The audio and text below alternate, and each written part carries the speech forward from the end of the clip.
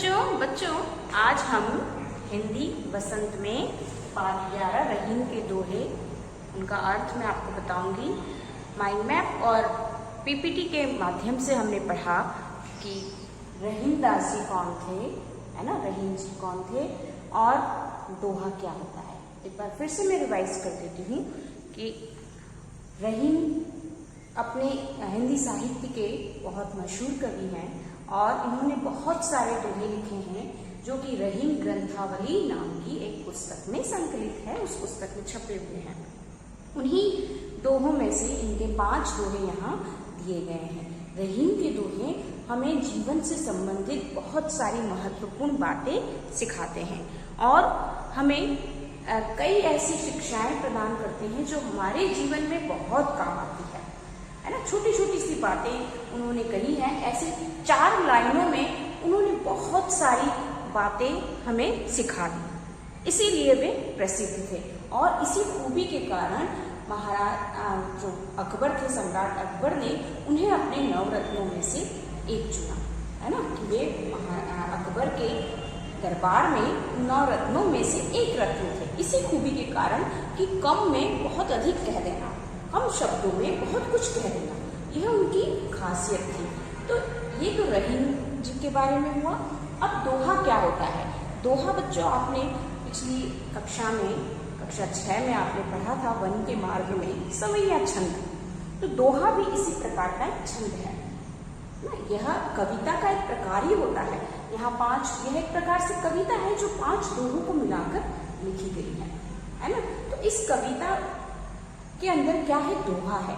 तो जिस तरह से हम किसी गीत को गाते हैं तो उस गीत को गाने का अलग अलग प्रकारों से हम गाते हैं, है ना। कभी कहाँ रुकना है, कहाँ हमें गाना है, कहाँ हमें आगे बढ़ना है, कहाँ हमें चुप रहना है। तो इस तरह से तरीके से गीत गाया जाता है। तो उसी तरह दोहा भी कविता को गाने का एक प्रकार है, कविता को बताने का एक प्रकार है। तो दोहा एक छंद है और छंद क्या होता है? कविता को बोलने का तरीका, है ना। तो यहाँ पर दोहा छंद के माध्यम से इस कविता को बोला जा रहा है। तो दोहा क्या है? एक छंद है ना। हमने सवैया छंद पढ़ा था, इसी प्रकार से दोहा भी एक छंद है। और छंद क्या है? कविता को प्रस्तुत करने का या कविता को बोलने का एक तरीका। तो दोहा और रहीम जी के बारे में हो गया। अब पढ़ते हैं हम उनका पहला दोहा। हमने पीपीटी में कुछ सरल शब्दों में मैंने इनके अर्थ भी आपको बताए थे, इनका भाव बताया था। अगर आपने पीपीटी को ध्यान से देखा हो तो बहुत कुछ आपको उसमें से समझ में आएगा। आज मैं आपको समझा रही हूँ, ध्यान से इसको सुनेंगे और समझेंगे। पहला दोहा है, पहले दोहा इस प्रकार है। कही रहीम संपत्ति सगे, बनत बहुत बहुरीत, विपत्ति कसोटी जे कसे, तेई साचे मीत। इस दोहे में रहीम दास जी ने सच्चे मित्र के बारे में बताया है। यह इसका प्रसंग है कि इस दोहे में प्रसंग क्या होता है, कि इस दोहे में क्या बताया गया है। तो यहाँ क्या प्रसंग है? सच्ची मित्रता का प्रसंग है कि सच्ची मित्रता क्या होती है। तो सच्चे मित्र के बारे में इन्होंने बताया है कि कही रहीम संपत्ति सगी।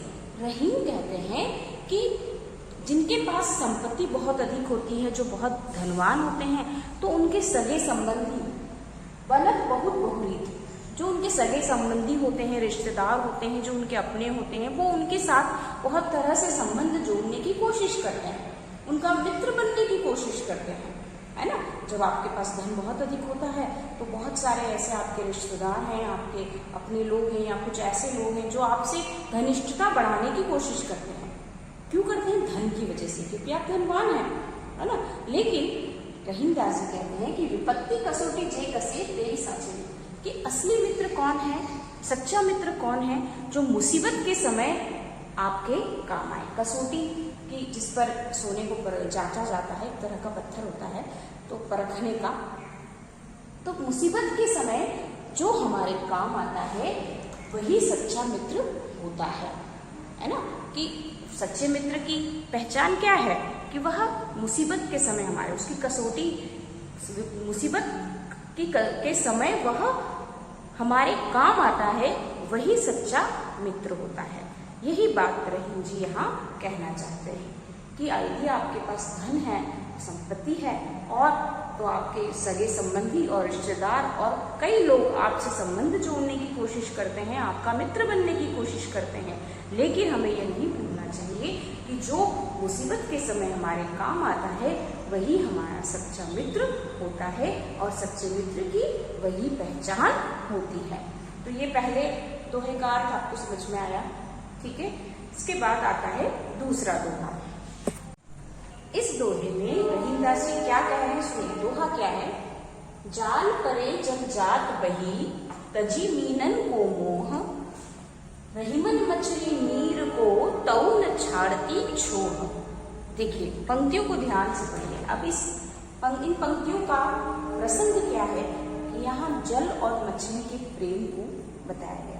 मछली का जल के प्रति जो प्रेम है वह कितना गहरा है उसे यहाँ प्रदर्शित किया गया है। जाल परे जल जात बही, परे यानी बाहर, है ना, बही यानी बह जाता है। कि जब जाल को पानी में डाला जाता है मछली पकड़ने के लिए, तो जाल परे जल जात, तो जल जो होता है वह जाल में से बह जाता है ना। जल तो पानी जो होता है वो जाल के भीतर से निकल जाता है, बह जाता है। तजी मीनन को मोह, वह मछलियों के मोह को छोड़ देता है। तजी यानी त्याग देता है, कि वह मछलियों के, मीनन यानी मछली के मोह को त्याग देता है। रहीमन मछली नीर को तऊ न छाड़ती छोह। रहीमदास जी कहते हैं लेकिन मछली, नीर यानी जल, पानी, मछली पानी को कभी भी नहीं छोड़ पाती है, और जैसे ही जल से दूर होती है वह मर जाती है ना। हम सभी जानते हैं कि जल बिन मछली, ऐसा सुना है ना कि जल के बिना मछली नहीं रह सकती, लेकिन मछली के बिना जल रह सकता है ना। जल तो जाल को छोड़कर बाहर निकल जाता है, तुरंत छोड़ देता है। वह मछली के प्रति कोई मोह नहीं रखता, किसी प्रकार का वह आकर्षण नहीं रखता, है ना, किसी प्रकार का प्रेम स्नेह नहीं रखता। लेकिन मछली जल के बिना नहीं रह पाती है, और जल से अलग होते ही वह मर जाती है ना, वह जल से अलग नहीं रह पाती। तो मछली का जल के प्रति जो प्रेम है उसे यहाँ प्रदर्शित किया गया है कि जल को कोई प्रेम नहीं है मछली से, वह तो मछली को छोड़कर जाल से बाहर निकल जाता है, लेकिन मछली जल को नहीं छोड़ पाती है और वह मर जाती है। तो यही बात यहाँ रहीम जी ने कही है कि जाल परे जब जात बही, कि जाल के भीतर से पानी तो बह जाता है, जल तो बह जाता है, लेकिन क्यों बह जाता है? मछली का मोह त्याग कर, मछली को छोड़कर जल बाहर निकल जाता है। रहीम जी कहते हैं लेकिन मछली जल को नहीं छोड़ पाती है, जल के मोह को नहीं छोड़ पाती है, जल के प्रति प्रेम को नहीं छोड़ पाती है, और वह मर जाती है ना। इसलिए मछली जल से, जैसे ही मछली को जल से अलग करके मछली मर जाती है। जल तो वैसा ही रहता है, कई मछलियां आती जाती हैं, लेकिन जल का मछली के प्रति कोई मोह नहीं रहता है। अब इसके बाद तीसरा दोहा इस प्रकार है। तरुवर फल नहीं खात है, सरवर पियत न पान, कहीं रहीम पर काज हित, संपत्ति संचही सुजान। अब इस दोहे में इसका प्रसंग क्या है कि यहाँ रहीम जी ने, कवि रहीम यहाँ परोपकार के बारे में बता रहे हैं, दूसरों की भलाई करने के बारे में बता रहे हैं। किसका उदाहरण भी दे रहे हैं? देखिए, तरुवर फल नहीं खात है, तरुवर यानी वृक्ष, वृक्ष स्वयं अपने वृक्ष पर फल लगते हैं। हम जानते हैं कि बहुत फलदार वृक्ष जो होते हैं जिन पर फल लगते हैं, तो वृक्ष स्वयं अपने फल कभी नहीं खाता है ना, वृक्ष कभी अपने फल नहीं खाता है। सरवर पियत न पान, और तालाब भी अपना पानी स्वयं नहीं पीता है। तरुवर यानी वृक्ष अपने फल स्वयं नहीं खाता है, तालाब अपना पानी स्वयं नहीं पीता है, कहीं रहीम पर काज हित, संपत्ति सची सुजान। तो कवि रहीम कहते हैं कि जो सज्जन लोग होते हैं वे अपनी संपत्ति, अपने धन का संचय इसीलिए करते हैं कि वे दूसरों का भला कर सके। वृक्ष फल देकर दूसरों का भला करता है ना, हम लोग उससे फल प्राप्त करते हैं, अपनी भूख को शांत करते हैं। तो तरुवर दूसरों की भलाई के लिए फल देता है, स्वयं नहीं लेता। तालाब का पानी दूसरों के लिए होता है पीने के लिए, वो स्वयं नहीं पीता है। इसी तरह जो सज्जन व्यक्ति होते हैं वे अपने धन का उपयोग, अपने धन को जो धन वे संचय करके रखते हैं, इकट्ठा करके रखते हैं, उस धन का उपयोग वे दूसरों की भलाई के कार्यों में लगाते हैं। जो सज्जन व्यक्ति होते हैं वे भी तरुवर और सरोवर की भांति होते हैं, है ना, कि वे भी अपना धन स्वयं उपयोग में नहीं लेते, वे दूसरों की भलाई के लिए उसका उपयोग करते हैं। ठीक है बच्चों, समझ में आया? अब है चौथा दोहा। अगला दोहा है दोहा 4। थोथे बादर क्वार के जो रहीम गहरात, धनी पुरुष निर्धन भय करे पाछी बात। अब इसमें रहीम जी क्या कहते हैं? इसमें रहीम जी ने ऐसे लोगों के बारे में बताया है जिनके पास पहले पैसा होता है और बाद में वे गरीब हो जाते हैं, तो वे उसी भूतकाल में ही जीते रहते हैं। तो उन्होंने बादलों के से उसकी तुलना करते हुए कहा है कि थोथे बादल क्वार के। क्वार क्या होता है? एक हिंदी का महीना होता है। कब आता है ये महीना? वर्षा ऋतु और शीत ऋतु के बीच का जो समय होता है, जो अभी चल रहा है सितंबर, इसे आश्विन माह भी कहा जाता है। अभी जो 30 सितंबर जो अभी मारा है, ये आश्विन अधिक मास चल रहा है ना। तो ये जो महीना है, ये महीना वर्षा ऋतु, भादो जो होता है वो वर्षा ऋतु का अंतिम समय होता है। सावन भादो, तो भादो उसका अंतिम समय होता है। उसके बाद शीत ऋतु आती है, ठंड आती है। तो वर्षा ऋतु और ठंड के बीच का जो महीना होता है उसे हिंदू कैलेंडर के हिसाब से क्वार का महीना कहा जाता है। और इस क्वार के महीने को आश्विन माह भी कहा जाता है, जो अभी है, अभी जो चल रहा है हिंदी महीने के अनुसार अभी आश्विन मास चल रहा है। तो रहीम जी कहते हैं कि थोथे बादल, अभी जो बादल क्वार के महीने में जो बादल होते हैं वो खोखले बादल होते हैं, जो बहुत गरजते हैं लेकिन बरसते नहीं, है ना, जो बहुत तेजी से आवाज करते हैं, गड़गड़ाहट करते हैं। खोखले होते हैं तो गड़गड़ाहट की आवाज करते हैं लेकिन बरसते नहीं, केवल वे गरजते ही रहते हैं, क्योंकि वे खोखले होते हैं। और इस महीने के जो बादल है वो वर्षा नहीं करते, केवल गरजते हैं और बरसते नहीं। तो वे रहीमदास जी कहते हैं कि उसी प्रकार धनी पुरुष निर्धन भय, कि जो लोग पहले धनवान हुआ करते थे और बाद में वे गरीब हो जाते हैं, तो करे पाछली बात, वे लोग अपने पिछले बातों को कर करके, कुछ पुरानी बातों को याद करते और अपना वर्तमान नष्ट करते रहते हैं, है ना। ऐसे लोग कि जो पहले कभी धनी या धनवान पैसे वाले हुआ करते थे, वे लोग जब गरीब हो जाते हैं तब गरीबी में भी, गरीब होने के बाद भी वे इस बात को एक्सेप्ट नहीं कर पाते ना, स्वीकार नहीं कर पाते कि वे गरीब हो गए। तो वे पिछली बातों को याद कर करके, जब उनके पास पैसा हुआ करता था, उन बातों को याद करके वे अपना वर्तमान नष्ट करने में लगे रहते हैं, है ना। तो उनकी तुलना, ऐसे लोगों की तुलना रहीमदास जी ने किससे की है? खोखले बादलों से। कौन से महीने के? क्वार महीने के खोखले बादल जो हो जाते हैं, जो गरजते रहते हैं, है ना, बरसते नहीं, बस गरजते ही रहते हैं, गड़गड़ाहट करते रहते हैं। उसी प्रकार ऐसे व्यक्ति, ऐसे लोग जिनके जो पहले धनवान हुआ करते थे और अब गरीब हो गए हैं, जिनके पास अब पैसा नहीं बचा है, वे लोग अपनी पिछले समय की बातों को याद कर करके अपना वर्तमान समय नष्ट करते रहते हैं। ठीक है। और क्वार का महीना कौन सा महीना है? वर्षा ऋतु और शीत ऋतु यानी ठंड के बीच का महीना, और इसे आश्विन माह भी कहा जाता है, जो अभी चल रहा है। इसके बाद कार्तिक आएगा, कार्तिक में दीपावली आती है, तो ये आश्विन अधिक मास चल रहा है। ठीक है। 5वां दोहा है, धरती की सी रीत है शीत घाम और में, जैसी परे सो सही रहे क्यों रहीम यह देह।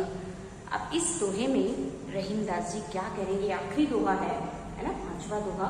इसमें रहीमदास जी क्या कह रहे हैं कि मनुष्य का शरीर और धरती ये दोनों एक समान होते हैं। कैसे होते हैं? कि जिस प्रकार धरती सर्दी, गर्मी, धूप, बारिश सबको सहन करने की शक्ति रखती है, सहनशीलता रखती है, उसी प्रकार मनुष्य का शरीर भी जीवन में आने वाले हर सुख और दुख को सहने की शक्ति रखता है ना। यही बात रहीमदास जी यहाँ कहना चाहते हैं। कि धरती की सी रीत है शीत घामों में, कि धरती की जिस प्रकार से रीत है कि धरती की जो सहन करने की शक्ति है कि वह सर्दी, गर्मी, बारिश सभी को वह सहन कर लेती है ना। धरती माता में बहुत सहनशीलता होती है। तो धरती की जो रीत है कि धरती का जैसा तरीका है कि वह सबको सहन कर लेती है, जितनी भी उसके पास उसके ऊपर सर्दी आती है तो भी वर्षा आती है, तो भी गर्मी भी, बारिश, जो भी परिस्थिति आती है उसे वह झेल लेती है ना।